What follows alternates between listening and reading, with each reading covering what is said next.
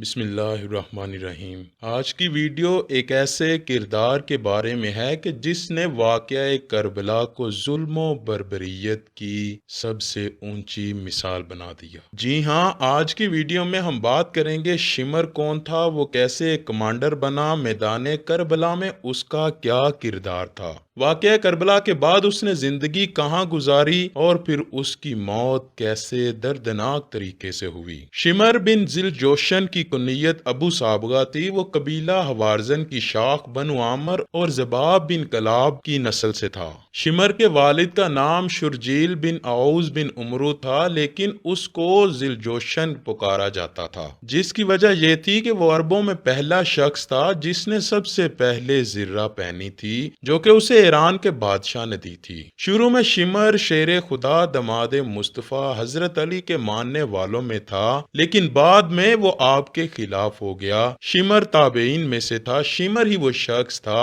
جس نے 51 ہجری میں صحابی رسول حضرت حجر بن عدی رضی اللہ تعالیٰ عنہ کو جھوٹی گواہی دے کر گرفتار کروا دیا تھا۔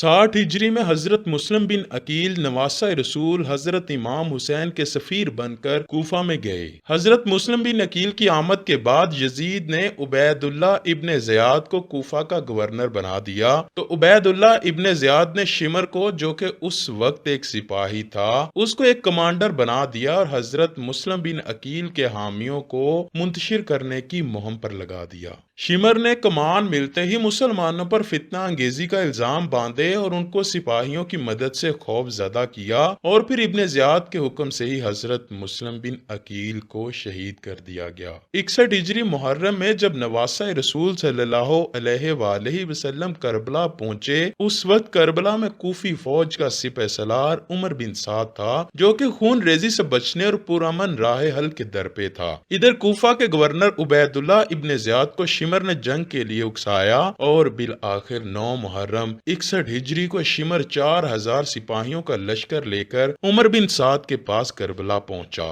شمر اپنے ساتھ عمر بن سعد کے لیے کوفہ کے گورنر ابن زیاد کا دھمکی امیز خط لے کر پہنچا۔ خیر، عمر بن سعد نے خط پر عمل کرنا شروع کر دیا کہ یا تو نواسہ رسول حضرت امام حسین بیعت کریں گے یا پھر جنگ۔ شمر کربلا میں سپاہیوں کا امیر مقرر ہوا۔ چونکہ شمر حضرت عباس علمدار کی والدہ ماجدہ حضرت ام البنین کے قبیلے سے تعلق رکھتا تھا، اس لیے اس نے حضرت عباس علمدار کو پیشکش کی کہ وہ اور ان کے بھائی کربلا سے چلے جائیں تو ان کو گورنر ابن زیاد کی پناہ دے دی جائے گی۔ جب حضرت عباس علمدار نے امان نامہ پکڑا تو اس کے 2 ٹکڑے کرتے ہوئے فرمایا، میں اور میرے بھائی نواسہ رسول سے بغاوت ہرگز نہ کریں گے، ہمت ہے تو میرے سامنے آ کر مقابلہ کرو۔ یوم عاشوراء کے دن جب حضرت امام حسین نے اہل بیت سے متعلق احادیث بیان کرنا شروع کی تو شمر نے ہی آپ کی بات کاٹی، جس کا منہ توڑ جواب حضرت حبیب بن مظاہر نے دیا۔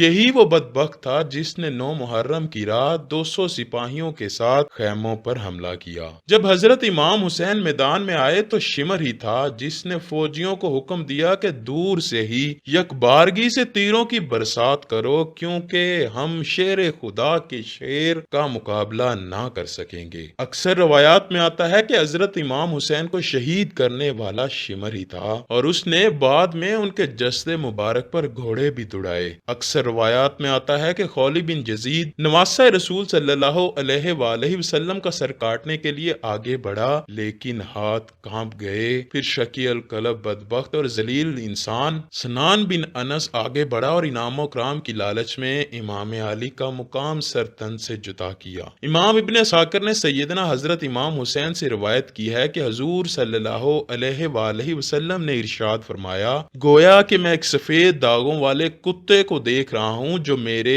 اہل بیت کے خون میں منہ مار رہا ہے۔ اسی طرح محمد بن عمرو سے روایت ہے کہ ہم سیدنا حسین کے ساتھ کربلا میں موجود تھے۔ جب شمر کا سینہ ننگا ہوا تو نواسہ رسول فرمانے لگے، رسول اللہ صلی اللہ علیہ وآلہ وسلم نے فرمایا تھا، گویا میں اس سفید سفید داغوں والے کتے کو دیکھ رہا ہوں جو میرے اہل بیت کے خون میں منہ مار رہا ہے، اور شمر برس کے داغوں والا تھا۔ شہادتوں کے بعد 11 محرم کو عمر بن سعد اور شمر 72 شہدان کربلا کے سر کو لے کر کوفہ ابن زیاد کے دربار پہنچے، جہاں سے ابن زیاد اس قافلے کو شمر اور اس کے ساتھیوں کے ہمراہ دربار یزید کے لیے شام روانہ کرتا ہے، جہاں بہت سے دل خراش واقعات اہل بیت و اطہار کے ساتھ پیش آتے ہیں۔ اس کے بعد یزید اسیران کربلا کو مدینے بھیج دیتا ہے۔ اہل بیت کو مدینے پہنچانے کے بعد شمر لعین کی سرکاری ذمہ داری ختم ہو جاتی ہے اور وہ کوفہ واپس آ جاتا ہے۔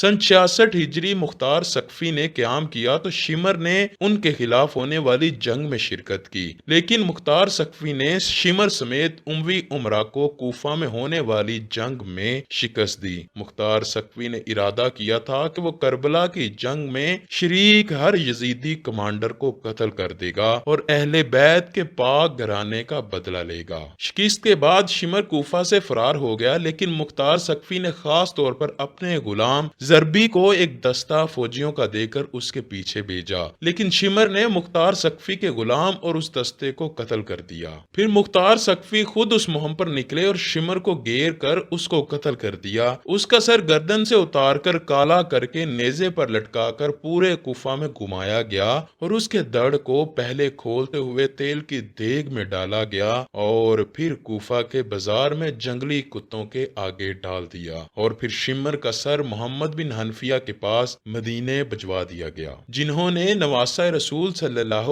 علیہ وآلہ وسلم حضرت امام حسین اور اہل بیت کو شہید کیا۔ ان کا انجام سبھی کا یہ ہوا کہ وہ سب کے سب بے دریغ قتل کر دیے گئے، اور جن میں سے کچھ کے سر کاٹے گئے اور ان کے جسم کو کتوں کے آگے پھینکا گیا اور ان کی اینٹ سے اینٹ بجا دی گئی۔ بے شک اللہ پاک بہتر حساب کرنے والا ہے۔ یہی وہ لوگ تھے جن کا انجام اس دنیا میں بدترین ہوا، اور یقیناً قیامت میں یہ بدترین عذاب کے مستحق ہیں۔ اللہ تعالی ہم سب کے دلوں کو اہل بیت کی محبت سے منور کر دے۔ اے اللہ پاک ہمارے گناہوں کو بخش دے۔ بروز قیامت ہمیں پیارے نبی حضرت محمد صلی اللہ علیہ وآلہ وسلم اور اہل بیت کا ساتھ نصیب فرمانا۔ لاکھوں کروڑوں درود حضور صلی اللہ علیہ وآلہ وسلم اور ان کی آل پاک پر۔ کمنٹ سیکشن میں آمین لکھنا مت بھولیے گا، نہ جانے کس کی آمین قبول ہو اور ہمیں بھی نبی پاک اور ان کی پاک آل کی سچی و پکی محبت عطا ہو جائے۔ اللہ تعالی ہم سب کے دلوں کو اہل بیت کی محبت سے منور کر دے۔ اے اللہ پاک ہمارے گناہوں کو بخش دے۔ بروز قیامت ہمیں پیارے نبی حضرت محمد صلی اللہ علیہ وآلہ وسلم اور اہل بیت کا ساتھ نصیب فرمانا۔ لاکھوں کروڑوں درود حضور صلی اللہ علیہ وآلہ وسلم اور ان کی آل پاک پر۔ کمنٹ سیکشن میں آمین لکھنا مت بھولیے گا، نہ جانے کس کی آمین قبول ہو اور ہمیں بھی نبی پاک اور ان کی پاک آل کی سچی و پکی محبت عطا ہو جائے۔